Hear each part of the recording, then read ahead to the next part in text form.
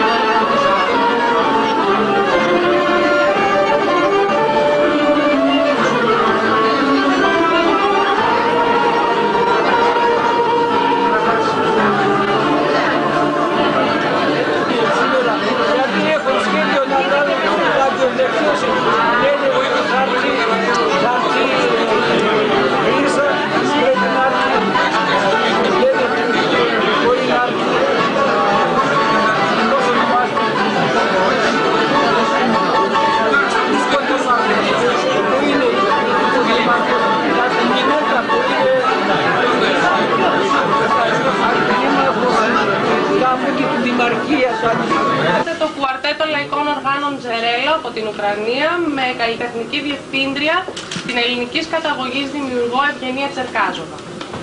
Σήμερα βρισκόμαστε εδώ για να εγκαινιάσουμε την έκθεση έργων σε πορσελάνη του ελληνικής καταγωγής δημιουργού από τη Μόσχα Ανδρέα Διονυσιάδη, μια εκδήλωση που ολοκληρώνει και το φετινό κύκλο εκδηλώσεων Εύξηνος Θεσσαλονίκη 2000 και η έκθεση θα διαρκέσει έως τις 30 Δεκεμβρίου. Η κυρία Τούρτα, νομαρχιακή σύμβουλος και μέλος της Κοινής Επιτροπής του Κέντρου Μελέτης και Ανάπτυξης του Ελληνικού Πολιτισμού της Μαύρης Θάλασσας, θα κηρύξει τα εγγένεια της έκθεσης. Ευχαριστώ. Θα ήθελα να πω ότι ξέχωρα από το ότι είμαι πάρα πολύ συγκινημένη, είναι μεγάλη τιμή για μένα να εγκαινιάζω σαν μέλος της Κοινής Επιτροπής του Κέντρου Πολιτισμού, του Ελληνικού Πολιτισμού της Μαύρης Θάλασσας μία έκθεση μοναδική και για τα ελληνικά δεδομένα, αλλά κυρίως η σημαντικότητά της είναι ότι ο καλλιτέχνης, ο δημιουργός, είναι ένας Έλληνας της ομογένειας, ο οποίος δημιουργεί και αναπτύσσει τον ελληνικό πολιτισμό στην δεύτερη πατρίδα του, τη Ρωσία.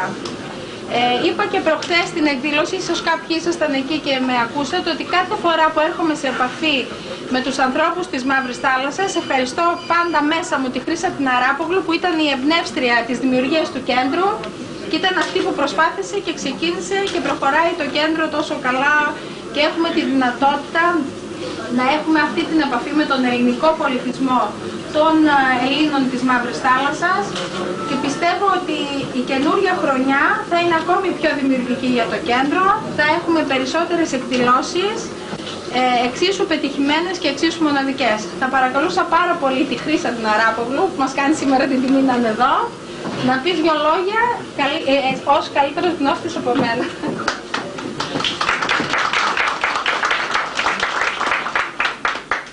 Θέλω να ευχαριστήσω θερμά που μου δίνεται η ευκαιρία, να ευχαριστήσω τη Μαρία την Τούρτα για τα πολύ καλά της λόγια, αλλά να δηλώσω πως η μεγαλύτερη ικανοποίηση για μένα είναι να συνεχίσει το κέντρο να λειτουργεί και να μεγαλουργεί και μετά τη δική μου την αποχώρηση εξαιτίας της εκλογής μου στην Ελληνική Βουλή.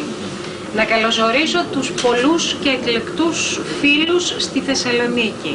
Τα παιδιά του συγκροτήματος δεν τα γνώριζα και δυστυχώς δεν κατάφερα να ακούσω την συναυλία ολόκληρη και προχθές λόγω μιας πολύ προσωπικής αντιλημμένης υποχρέωσης.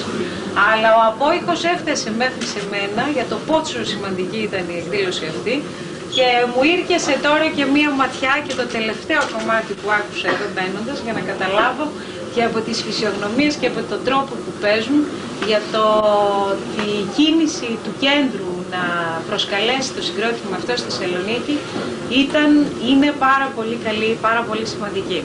Θέλω όμως ιδιαιτέρως να καλωσορίσω στη Θεσσαλονίκη τον κύριο, τον πατέρα και ιό Διονυσιάδη. Και θα μου επιτρέψετε να πω πως νιώθω πολύ μεγάλη συγκίνηση που αυτή η έκθεση του Ανδρέα γίνεται πραγματικότητα εδώ στη Θεσσαλονίκη. Τη δουλειά του την γνώρισα στο σπίτι του, στη Μόσχα, πριν από 1 χρόνο και κάτι, όταν ταξίδεψα όχι ως κέντρο της Μαύρης Θάλασσας, αλλά ως δημοσιογράφος, μιας και ασχολούμαι και με παράλληλα με τον αγώδημο ελληνισμό και μέσα από τη δημοσιογραφία. Στο πλαίσιο λοιπόν της εκπομπής Πέδες Ελλήνων, κάναμε γυρίσματα στη Μόσχα και εκεί ήρθαμε σε επαφή με τη δουλειά του. Η οποία δουλειά του είναι μοναδική. Δεν ξέρω κατά πόσο ξενίζει αυτή η τεχνική, ίσως σας φαίνεται λίγο παράξενη, έτσι, όσο έκθεμα στον τοίχο, αλλά είναι μια σπάνια τεχνική, είναι μια σπάνια τέχνη, πολύ παλιά στη Ρωσία. Είναι από τους λίγους νεότερους που είδα να το φτιάχνει εκείνη την ώρα.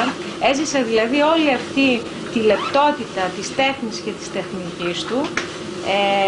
Νομίζω πως αξίζει να τον γνωρίσει το κοινό της Θεσσαλονίκης, θα έλεγα το κοινό της Ελλάδας, και αξίζουν πολλά συγχαρητήρια και στον Ανδρέα για την επιμονή με την οποία δουλεύει την πορσελάνη, αλλά και στον πατέρα του, ο οποίος είναι ένας πολύ καλός μάνατζερ του γιού του, Αλλά θα μου επιτρέψετε να προσθέσω και ένας πολύ σημαντικός Έλληνας. Γιατί δεν μπορώ να σας κρύψω πως η προσωπική μαρτυρία του ιδίου και συγγενών του στην Κάμερα, γιατί αυτός ήταν και ο λόγος της επίσκεψης, για τις διώξεις των Ελλήνων και την περιπέτεια των Ελλήνων της Σοβιετικής Ένωσης, ήταν συγκλονιστικές. Και πολύ μεγάλη η γενεοδορία του, γιατί ένα κομμάτι του προσωπικού του αρχείου εκείνη την ώρα το κατέβασε από τις βιβλιοθήκες, το έδωσε στα χέρια μου και βρίσκεται σήμερα στο κέντρο της Μαύρης Θάλασσας και δημόσια θα ήθελα να τον ευχαριστήσω γι' αυτό. Δεν μου δόθηκε ευκαιρία να το κάνω παρά μόνο τότε με ένα γράμμα. Καλώς ήρθατε, καλή επιτυχία, συγχαρητήρια. Σας ευχαριστώ πολύ.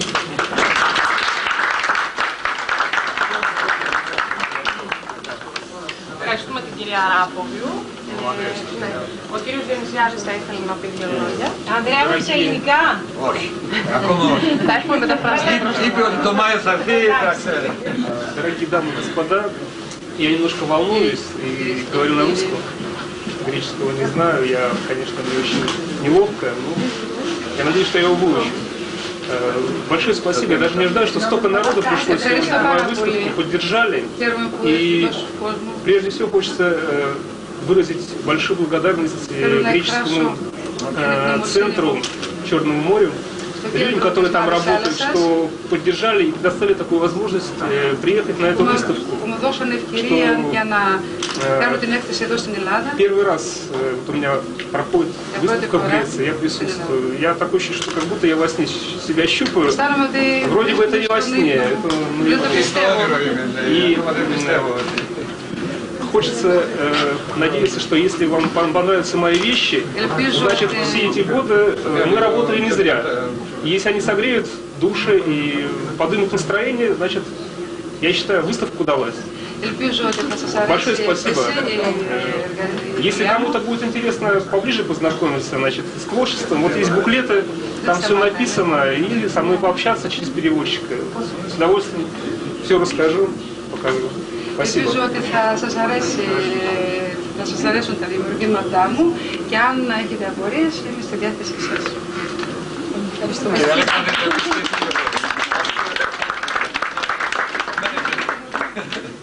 Ελληνικά. Λένε μιλοτσάτρα πάτα. Τι μπορώ να προσθέσω. Μην κατακρίνετε μας πολύ αυστηρά, γιατί όλα αυτά τα πράγματα φτιάχνονται σε μια μικρό τυπικό διαμέρισμα που ζούμε εμείς και ψήνονται σε αυτοσχεδιασμένο φούρνο. Έτσι είναι. Και όποιος θα ενδιαφέρει πιο λεπτομερίες, θα είμαι εδώ κάθε ημέρα μετά από απόγευμα. Μπορείτε να έρθετε, μπορείτε να στείλετε τους φίλους σας. Θα ήθελα πιο πολλοί άνθρωποι να έρθουν εκείνοι που καταλαβαίνουν πορτσελάνη. Δεν είναι πορτσελάνη, είναι όπως η ποίηση, όπως η κλασική μουσική. Δεν είναι αυτό για όλους. Δεν πρέπει, αγαπούν όλοι αυτό το πράγμα. Όμως θα ήθελα να έρθουν ακριβώς εκείνοι που καταλαβαίνουν, αγαπούν τέτοια πράγμα, που γεύσουν αυτή τη χαρά της ομορφιάς. Τίποτα.